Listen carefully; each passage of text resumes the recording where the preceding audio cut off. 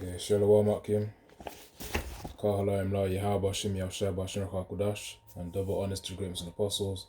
Thadiyah Yahshab for the strength and all to make this video, and Yaratazah that you find it edifying, which means to build up, and also exhorting as well. And when we say Kal Halalim La, that's ancient Hebrew for all praises to. Kal means all, Halalim means praises. In the singular form, Halal means praise, and then La meaning to, so Kal Halalim La meaning all praises to. And it will say Yahweh Bahashem Yahushua. Yahweh is the name of the Most High, of which means He is, He exists, or He is to be. And when we say Bahashem, we're saying in the name, so through Yahushua, because of course that's how we get the mercy of Yahweh. Bahashem Yahushua. Bahashem means in the name. Ba means in, Ha means the, Sham means name, Sham. And the reason why I always spell it out, because I know it sounds similar to Shem, but it's Sham, which is S or Sham, Sham.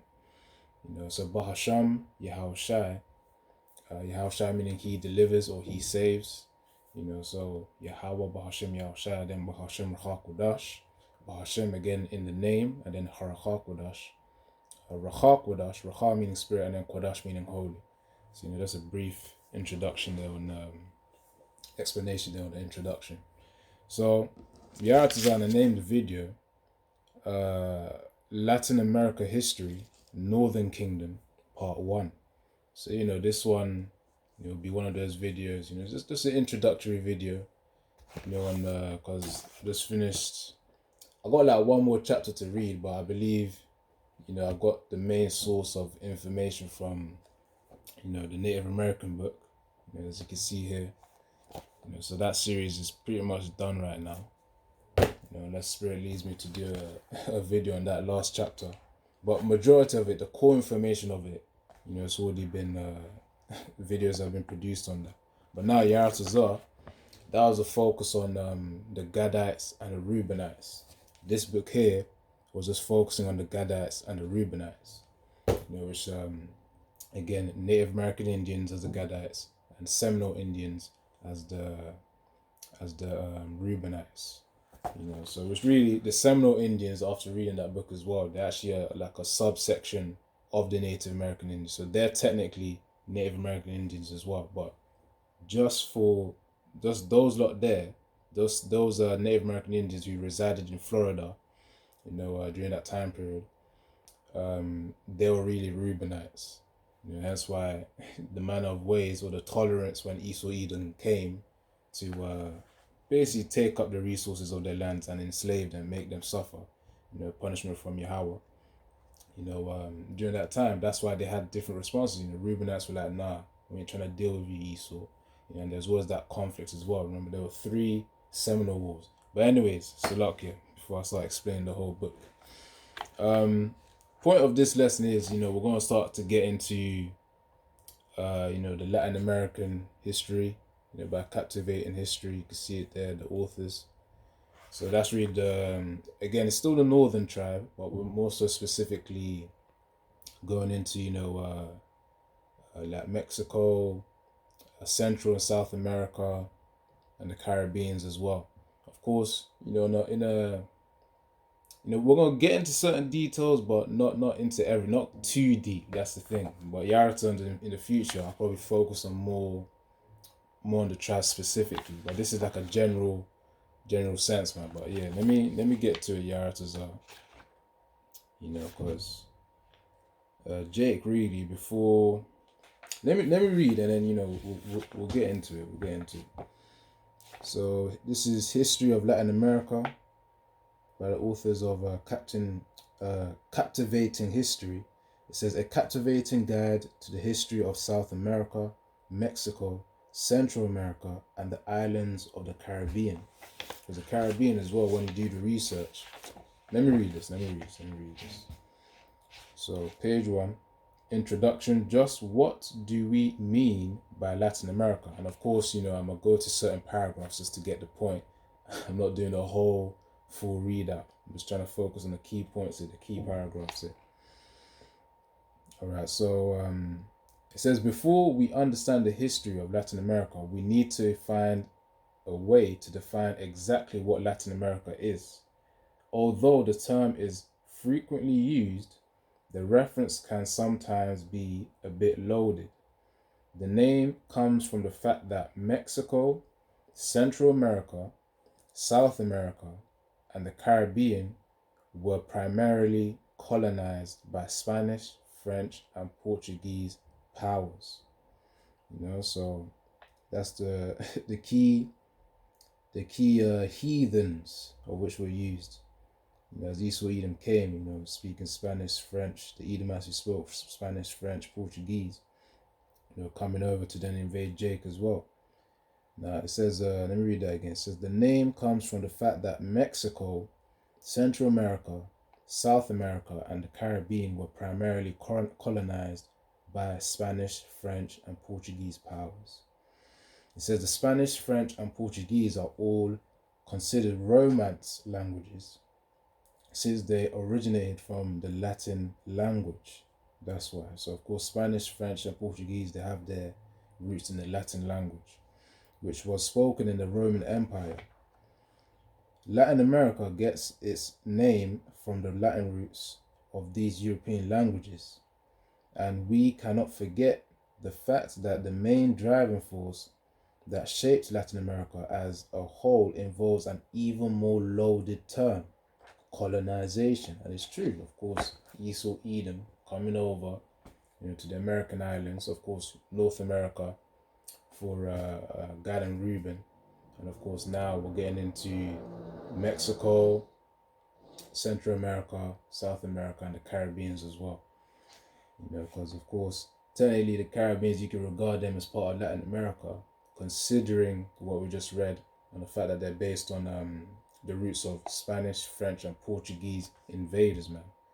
So the heathens that spoke those languages, of course, they had their different incentives when coming over to the land of, to the temporary land where Jake was residing in, after the Assyrian captivity, because we were scattered, talk about the whole nation really. We were scattered, of course, different points in time, but we were scattered at the end of the day as part of the punishment for disobeying Yahweh Hashem Yahushua. Of course, the Syrian captivity really focuses more on the northern tribe, which I'm going to read a little bit on that, and Yaratazar on this side of the screen, I'm going to do it in post-production so that I could put some screenshots here too, in case you're wondering for any other future videos that I'm here to the side, it's because I want to edit it at the, in the post-production using the editing software. So anyways, I want to read something. Let me read this first. This is Deuteronomy 4, and starting from verse 27. It says, "And the Lord Yahweh shall scatter you among the nations, and ye shall be left few in number among the heathen, whither the Lord shall lead you." Verse 28, "And there ye shall serve gods, the work of men's hands, wood and stone, which neither see, nor hear, nor eat, nor smell." And yeah, so luck, if you hear some drilling noises, just the neighbor doing his work. But yeah, so the point is that, he'll scatter us amongst the nations so that we'll be few in number. And not just that as well, we will also serve idols too, man. And that's why prior to actually coming into this truth, you come from a former philosophy or a former way of thinking, which is, or former religion, for an easier way to say it. Either Christianity or it'll be Islam, man. Those are the two prominent ones that Jake typically comes out of. You gotta wash yourself of that, and then you then refresh your mind. The Most High cleans up your mind really, so that you can then adopt the real ways of the scriptures, the righteous ways, the actual righteous ways of the scriptures, not the lies that you were taught before in those prominent religions. And that's just one thing as well. There's many other philosophies as well, man. Which hinders Jake as well prior to, of course, coming to this truth, if it be the Most High's will. Now, so I'll read it again, then I'll get back to the book. So Deuteronomy 4, verse 27, it says, "And the Lord shall scatter you among the nations, and ye shall be left few in number among the heathen, whither the Lord Yahweh shall lead you. It says, and there ye shall serve gods, the work of men's hands, wood and stone, which neither see nor smell, nor hear, nor eat, nor smell. So they ain't got no life to them, man. So this is what it's basically like trading. Really, it's because you can't really put a price. You can't put. It would be disrespect to put a price on the Most High Yahweh Shai, man, and then Jake trying to trade it for flipping dirt, because that's literally what it is. The idols that was Jake was serving can be likened as dirt, man. It doesn't when you get into the root of the roots. For the idol name Jesus. As I repeat, the idol name, it means earth dirt, man, or earth pig, man. So really, as it is, rightfully so, the idols of which were carved by men's hands, they're made from dirt, man. Clay and whatnot. Which is all, comes of the earth anyways. So as a result of that, the Most High then sent, southern tribe to a certain captivity, northern tribe to certain captivities as well. But it's really the one that I want to focus on is the Assyrian captivity, which is for, northern tribe. Of course, Reuben and Gad had their own portion too, but not just them too, but what's it called? The rest of the Latin tribes too, the rest of the Latin northern tribes. When I say Latin tribes, northern tribes, Arkin should know what I mean. Northern kingdom. So, just hold on, bear with me. Alright, so let me read this again. So it says Spanish, French, and Portuguese are all considered Romance languages, since they originated from the Latin language, which was spoken in the Roman Empire. Latin America gets its name from the Latin roots of these European languages, and we cannot forget the fact that the main driving force that shaped Latin America as the whole involves an even more loaded term, colonization. And it's true, because sometimes, you be wondering, how did the Latin tribe, get there eventually? Really, the fall began from the Assyrian captivity, which Yaratazan will get that. It's a brief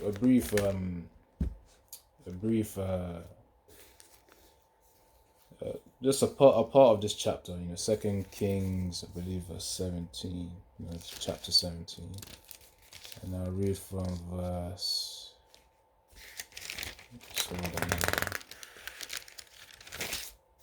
I'm gonna read it, and I'm gonna do my explaining. And Yaratazar, again, that's why I would say, that you find it edifying and exhorting. The edifying meaning to build you up, in terms of your knowledge, your wisdom through these scriptures, and of course, exhortation, which means to encourage you to keep going, man, which is to remain in strength. Let's read these scriptures, this knowledge, as we do these lessons, it's really to strengthen you as well, whether it be, mentally, well, first and foremost, spiritually, mentally and physically, man. But yeah, let's get to the point now. 2 Kings 17, starting from verse 9. So it says, and the children of Israel did secretly those things that were not right against the Lord Yahweh their power, and they built them high places, and in all their cities, from the tower of the watchmen to the fenced cities. Verse 10, and they set them up images and groves in every high hill and under every green tree. So of course, Jake was setting up idols. That's what Jake was doing. Verse 11, it says, and there they burnt incense in all the high places, as did the heathen whom the Lord Yahweh carried away before them, and wrought wicked things to provoke the Lord Yahweh to anger. Deuteronomy 28 verse 15 talks about if you don't hearken unto these things, unto the laws and statutes, commands of Yahweh Shem Yahushai, then all those curses, would from verse 16 onwards would affect us, man. It's simple, consequences. So anyways, verse 12, For they served idols. Actually, let me read verse 11. 2 Kings 17:11, and there they burnt incense in all the high places, as did the heathen whom the Lord Yahweh carried away before them, and wrought wicked things to provoke the Lord to anger. For they served idols, whereof the Lord Yahweh has said unto them, Ye shall not do this thing. You know, it's like a father telling you, don't do that, or else this is going to happen. You know, rules got to be followed. Now, verse 13, yet the Lord testified. Hold on. Yeah, verse 13, 2 Kings 17 and 13. Yet the Lord testified against Israel and against Judah by the prophets and by the seers, saying, Turn ye from your evil ways and keep my commandments and my statutes according to all the law which I commanded your fathers, and which I sent to you by my servants the prophets. You see? Let me read that again. Hold on. It says, Yet the Lord Yahweh testified against Israel and against Judah by all the prophets and by the seers, saying, Turn ye from your evil ways. You know, Samuel, when you read the book of 1 Samuel, you know, Samuel literally tells them, man, constantly, flipping, repent and go back to Yahweh Bashim Yahushai. Go back to the Most High Yahweh, man.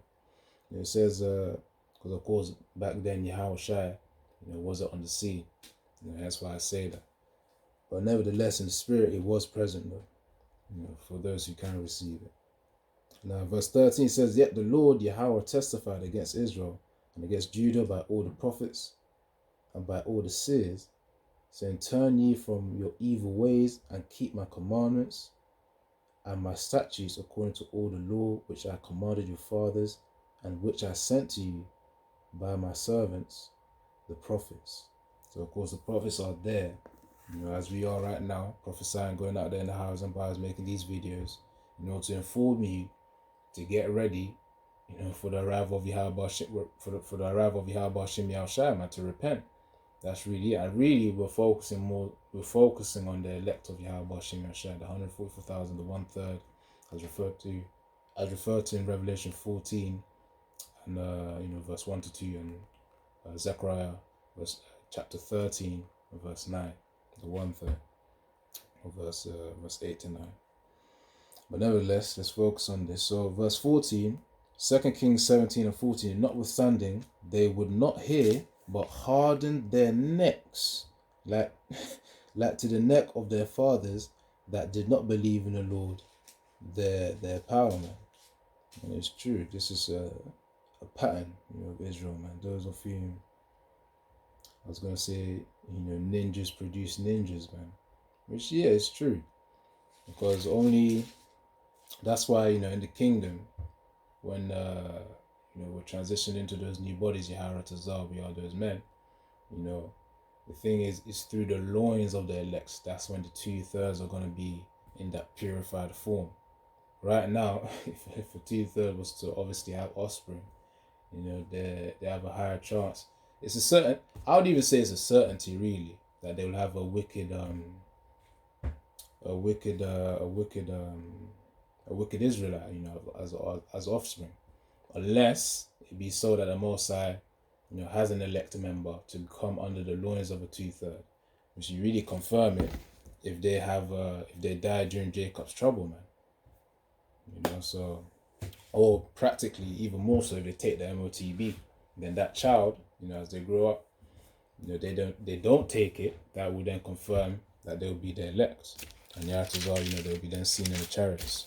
But anyways, sometimes I go on a little tangent, okay, so, you know, so just bear with me. So Second Kings 17 and verse 14, notwithstanding they would not hear, but hardened their necks, like to the neck of their fathers that did not believe in the Lord Yahweh their power, and they rejected his statutes and his covenant, and he made their fathers and his testimonies, which he testified against them, and they followed vanity, you see, worthlessness, and became vain, and went after the heathen that were round about them, concerning whom the Lord Yahweh had charged them, that they should not do like them. Yeah, don't do as the heathens do, man. I believe, obviously, considering the day, today, 29th December, of course, 3 days, it was that idol, the celebration of that idol. And also, really, it's a heathen festival, anyways, man. So either way you cut it, it's a heathen flipping pagan festival, you know. And then you got another one coming up, about two days, I believe. New Year's. It's a dead part of time. It's a dead. How can I say this? It's a dead season. Considering all the trees shedding their leaves, and then a dead season where people are supposed to be in their high hopes. Nevertheless, man, this is why the kingdom's confusion. It's confusion. Babylon means confusion. To babble, confused talk. All right. So 2 Kings 17 and verse 16, and they left all the commandments of the Lord Yahweh their power, and made their molten images, even 2 calves, and made a grove, and worshipped all the hosts of heaven, served Baal. Which again you could liken as onto a demon, a vain power that they were worshipping. It says, and they caused their sons and their daughters to pass through the fire, and used divination, left-hand side stuff, and enchantments, likened as witchcrafts, and enchantments, and sold themselves to do evil in the sight of the Lord Yahweh, to provoke him to anger, man. And it's true. It's like, come on, you got Yahweh Hashem Yahushai, as your power, to be your support, to be your confidence, so you can have so that you can be sane. You have sanity of mind, and yet you go after bullshit. As I said before, that analogy, you can't put a price on Yahweh Hashem Yahushai, man. But just for analogy's sake, it's like trading flipping, the rarest gold, for just flipping, dirt, man, or coal. Again, I just say for analogy's sake. But yeah, let's continue reading. Now it says, and enchantments, so Akim can understand what I'm saying. So it says, and used divination and enchantments, and sold themselves to do evil in the sight of the Lord Yahweh, to provoke him to anger. Therefore the Lord was very angry with Israel, and removed them out of his sight, and there was none left but the tribe of Judah only. Also, you see that, see the key part, because certain scriptures as well, like here, he's talking about Israel and Judah, separate circumstances here, or separate. He's talking about them separately. Israel referring to really, the rest of the tribes, and then Judah. Well, really Judah for the southern tribe, and then Israel for the northern kingdom. Israel for the northern kingdom. Judah, again, is a reference to the southern kingdom. So it says in verse 19, but Judah also kept not the commandments of the Lord Yahweh their power, but walked in the statutes of Israel which they made. So of course, the southern kingdom were also given into the folly and given into the vanity, the vain worship.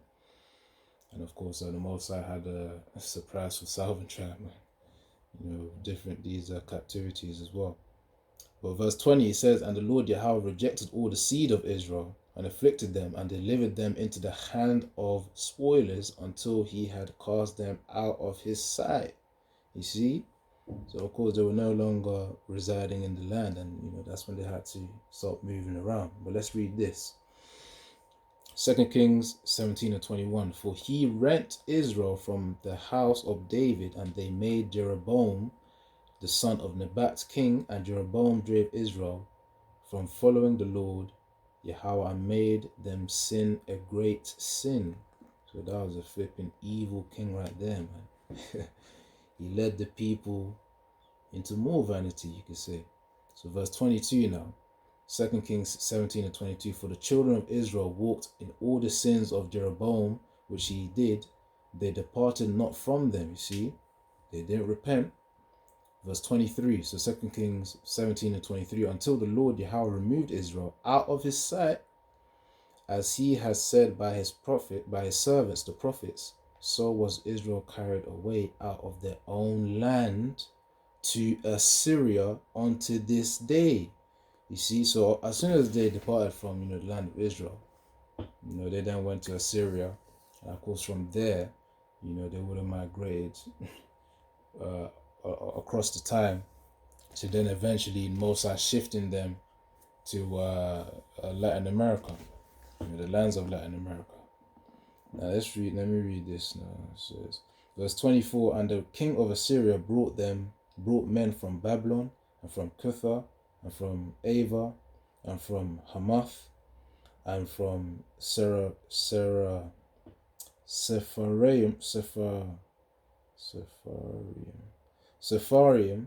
and placed them in the cities of Samaria instead of the children of Israel. So of course, a whole bunch of heathens coming in, displacing Jake, man, northern kingdom.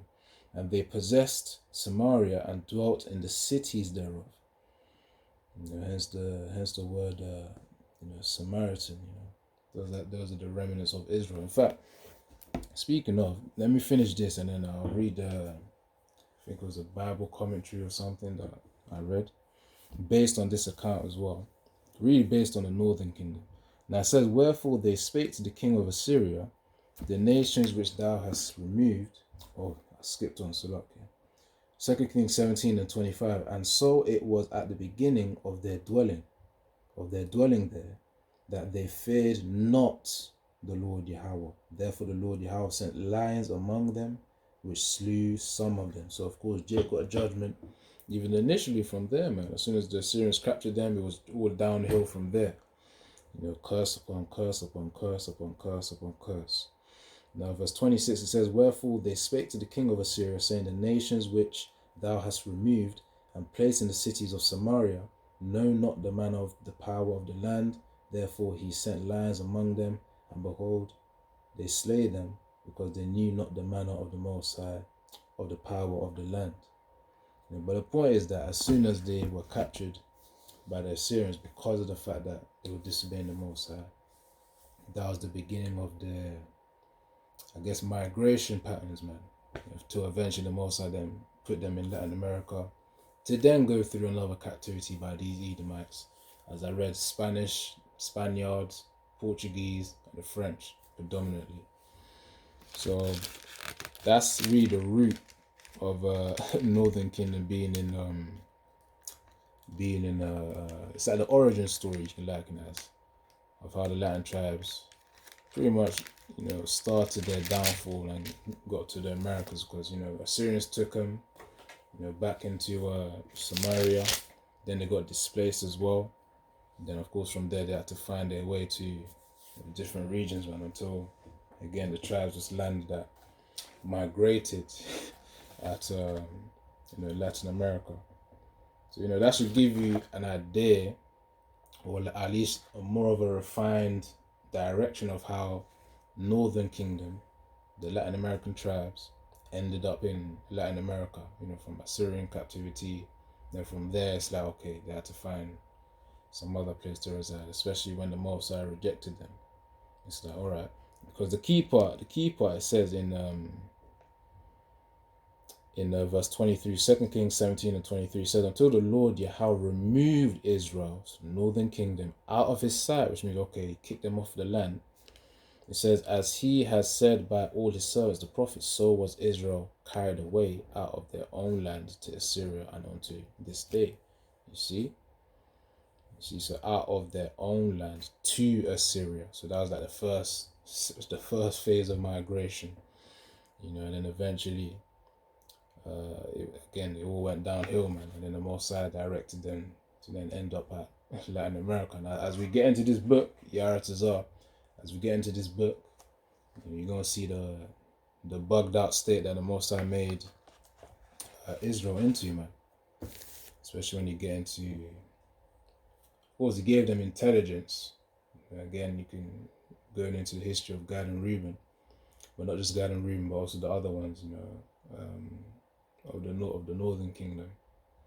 Gave them intelligence to be able to survive, even though they were in their bullshit, but they were in a bugged out state of mind, man. You realize that later. Yaratazar in the part 2, I'm gonna mention that. But let me do some reading now. Let me do some reading from the actual book. So Spanish, French, and Portuguese were the main invaders. All right, let me get this.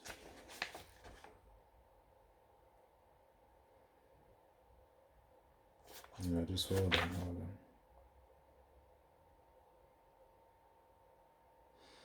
All right, so it says in fact, it is hard to imagine a time when no one in Mexico spoke Spanish or when the region of Brazil had no knowledge of Portuguese. But yes, because that's also another thing as well, as Israel migrated, you know, um, assembling or assimilating with the heathens, they adopt their languages and then gradually, they start to form different languages. Then from those languages, you then depart from the root language, which is the ancient Hebrew.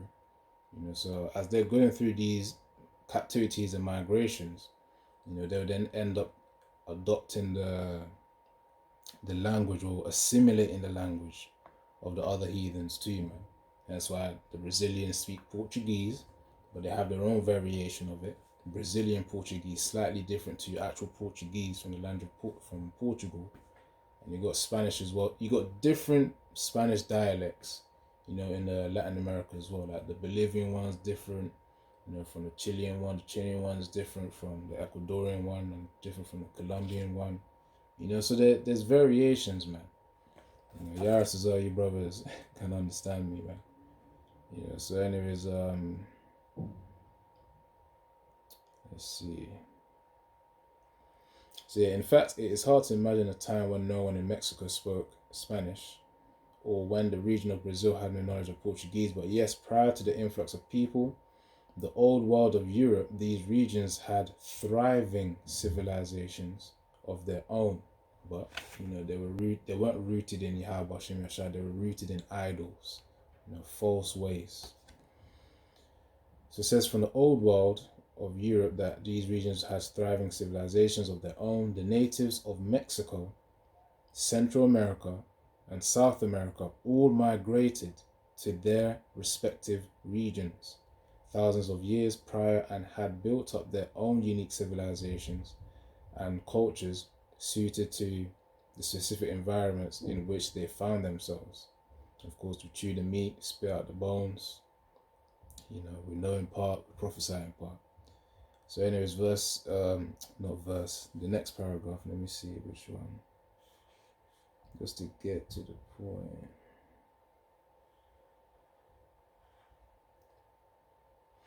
Alright, let's see. So the different people groups in this large expanse of land depended on different modes of survival.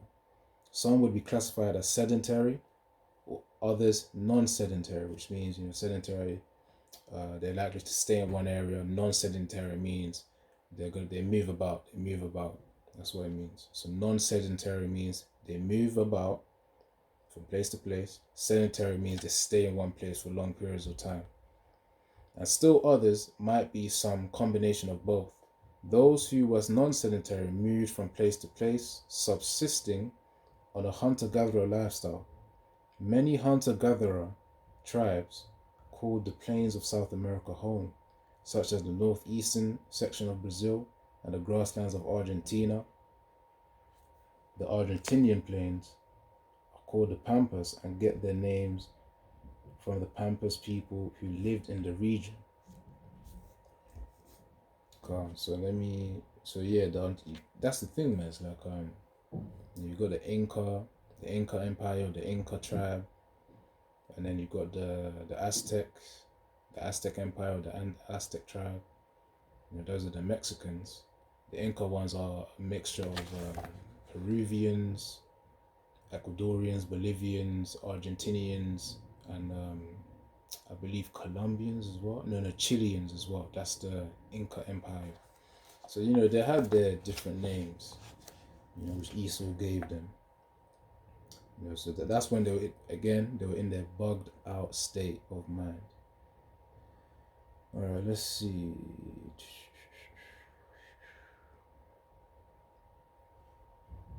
All right, so let me skip on to this paragraph.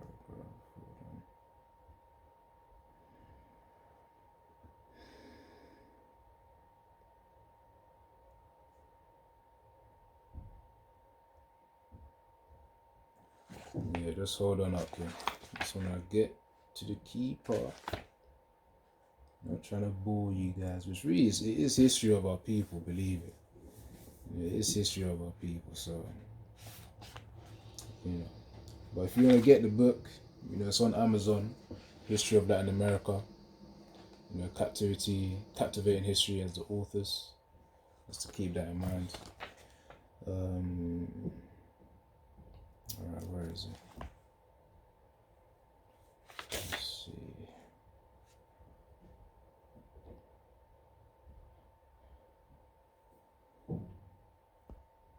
Right, so I'm gonna just read from this part here about the civilization.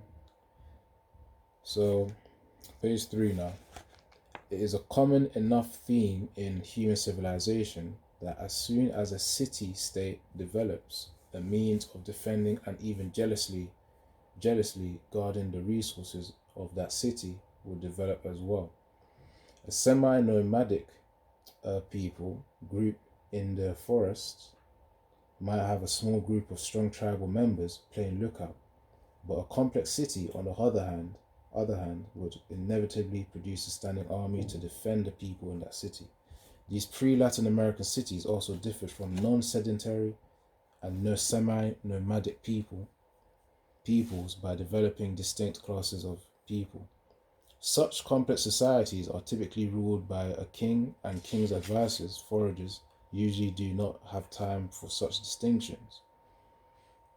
Let me skip on, hold on. Actually, no, let me see this. So it says the king's family and other related associates. Actually, hold on. Let me start from the beginning of the paragraph, just to get the understanding. So such complex societies are typically ruled by a king and the king's advisors. Foragers usually do not have time for such distinctions.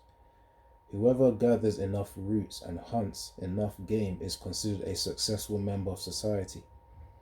So some kind of a meritocracy, which is a meritocracy is like a society or a system where you're rewarded for your efforts. Now it says the king's family and other related associates are on top. It says, but complex sedentary civilizations typically develop a hereditary nobility.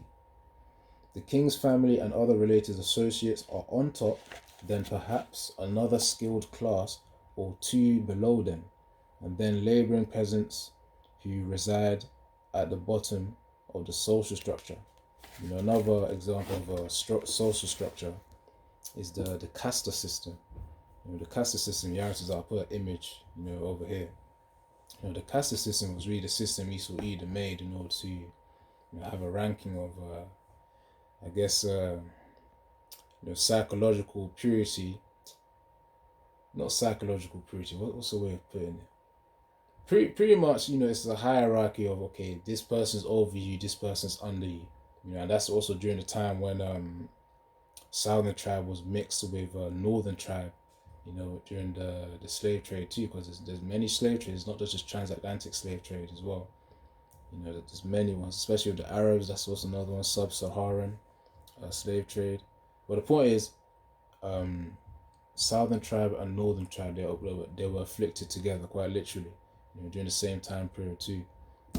Especially when they were bringing them from the western side, and then they resided in America, in Latin America. Hence why sometimes you may see that they have similar facial features to Southern tribe. That's something that you could probably think about. So it says these features were common in the three great pre-Latin American civilizations of the Maya, Aztecs, and Incas. And Yaratazar probably in a future video after the book. I'll probably get deeper into these northern tribes here. The Aztecs. I don't know. I forgot who the Mayans were. I'm not sure if I even searched it up once, but Yaratazar, I'll get into it nevertheless. But the Aztecs, of course, being the Mexicans, the Incas being a mixture, again, of the Peruvians, Ecuadorians, Bolivians, Argentinians, and Chileans. So again, you've got a whole folk of Latin America there in the Inca Empire, Inca tribe. So it says, but all of these, Maya, Aztecs, Incas, northern tribe. Now let's see, all of these civilizations had distinct class structures as well as permanent standing army. One must keep in mind, however, that although we refer to civilizations such as the Inca and Aztec, such terms do not always refer to actual inhabitants. For example, by the time the Spanish arrived and clashed with the Aztecs, the denizens, are just the people, or animals. In this context, people who reside in a certain land region. That's what you call denizens. For example, brothers in the UK, you can call them denizens of the UK. Brothers in America, you can call them denizens of America. So pretty much people who reside in a certain region. Alright, so such terms do not always refer to the actual inhabitants. For example, by the time the Spanish arrived and clashed with the Aztecs and the denizens of the Aztec Empire refer to themselves as the Mexicas. The Mexicas, in quotations here. Let me see if I can do it zoomed in. Let me know if you can see it. Actually, hold on. Let's see. Okay, so it's around the top there.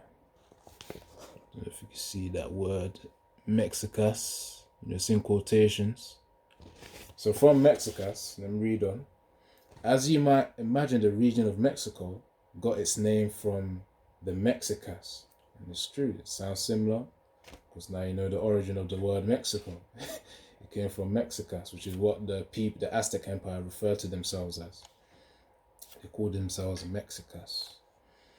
So as you might imagine, the region of Mexico got its name from the Mexicas. The Mexicas had made their way to the region and constructed the advanced city of Tenochtitlan. Probably gonna have to research how to pronounce that one. Right in the middle of the lake, the Mexicas were quite used to warfare, and having a city in the middle of the lake, and having a city in the middle of a lake had its obvious strategic advantages. But the land of the Mexicas had come to rule. But the land that the Mexicas had came to rule had been occupied by various other people groups for several centuries. So pretty much there's just different civilizations that Jake were a part of, man. And Yaratazar. Let me read this one. Hold on. Let's see.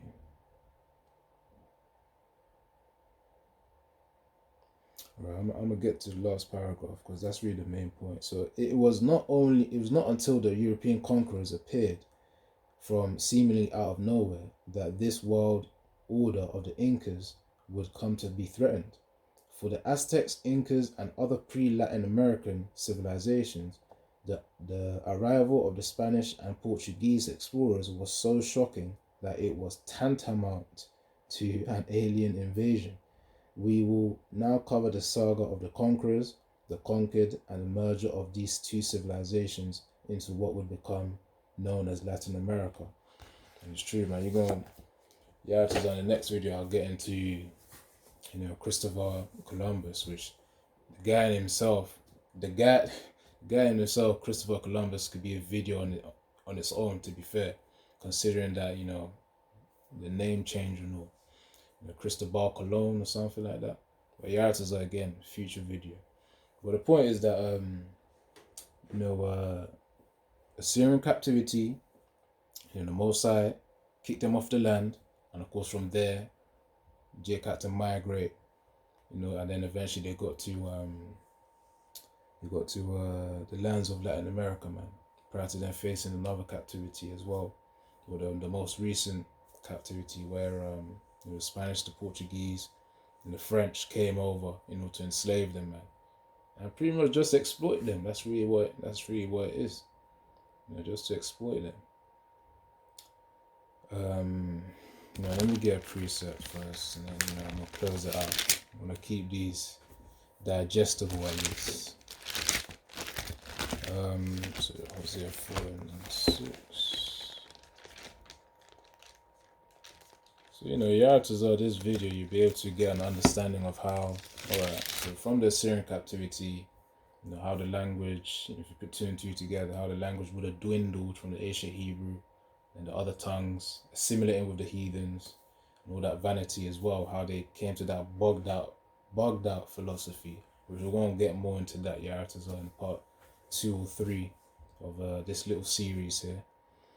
Yaratazar, that you found it edifying and exhorting. So let me get this precept and finna close it out.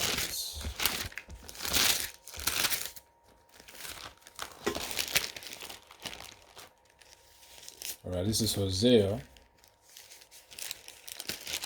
chapter 4 and verse 6. It says, "My people are destroyed for lack of knowledge, because thou hast rejected knowledge.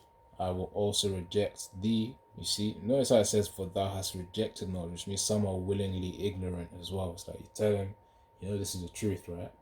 And then, everything lines up good, but they can't get it, man.